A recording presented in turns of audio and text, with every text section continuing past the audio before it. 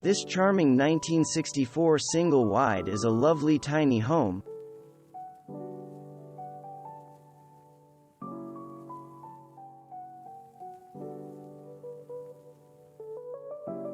It took 2 months to create the beautiful hand-painted rustic floor shown here. After spending 15 hours ripping out the mobile home's 50-year-old carpet, the Woods discovered an entirely intact plywood subfloor.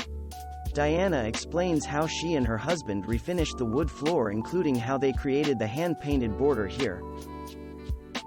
While the Woods were renovating their mobile home, their goal was to restore and keep anything that was still functional.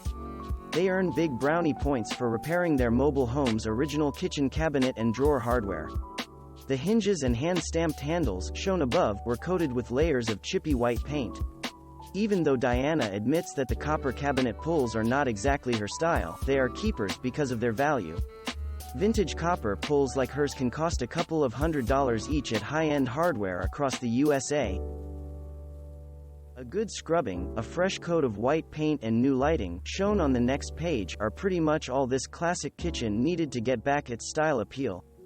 The Woods were able to score additional storage space when they removed the non-working 50-year-old oven. The old light fixtures in the mobile home's kitchen were not energy efficient.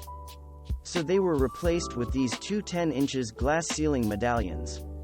Not only are they more efficient, but they also complement the vintage kitchen's appearance. Every room in this 1964 single-wide has plenty of storage space. While the kitchen, bedroom and bathroom came equipped with built-in storage, the Woods lined their living room with bookcases to accommodate their book collection, art supplies and home office equipment. The tiny bedroom in this 520-square-foot mobile home does not have a closet. However, the original built-in cabinetry, and the additional shelves the Woods added creates plenty of storage space for shoes and clothing. Like the kitchen, the bathroom was scrubbed clean and painted white. The Woods also retitled the vanity with beautiful glass tiles. Diana gave the bathroom a personal touch using artwork she created.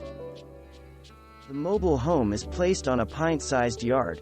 This DIY fence provides the yard with a little privacy.